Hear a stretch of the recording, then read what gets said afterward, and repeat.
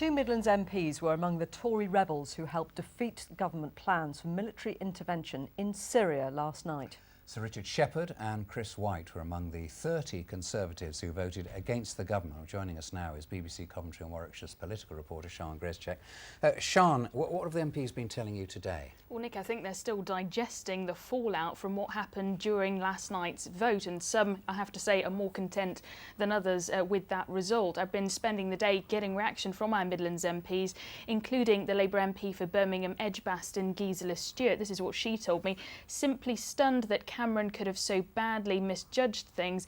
Very bad outcome for the government, but totally self-inflicted. Now, one of the Midlands rebels that you just mentioned, Chris White, the MP for Warwick and Leamington, was saying the reason that he went against the government was that he didn't feel military strikes would be effective enough, and if we did go down that road, it would harm the diplomatic route.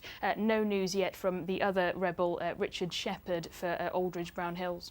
And what about the MPs who did support Mr Cameron? I mean, they must be very frustrated tonight. There is a real sense of frustration that I'm getting as I'm speaking to MPs, including the MP for Stratford-on-Avon, Nadeem Zahawi. He's very frustrated at the situation and feels that the Syrian people have been let down.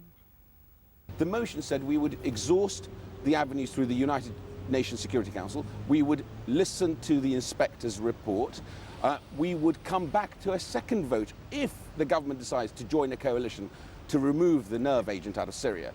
And so this was a very sensible motion that would send a very clear message to Assad that he had crossed that line by using nerve agent.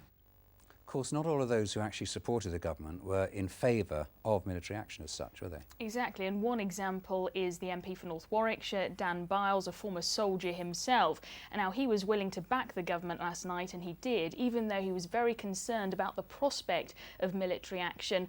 But the fact that there was a prospect of a second vote eased his mind, but he was frustrated. He said, "I'm very disappointed that the Labour Party turned yesterday into an attempt to gain political advantage." We spoke to one Syrian on the programme yesterday, and they were giving me some reaction as well, and they really felt that the result of the vote had more to do with party politics, and they were worried about what it will mean for Syrians now. OK, Sian, thank you. And there's more information on the situation in Syria on BBC News Online. Go to bbc.co.uk/Syria.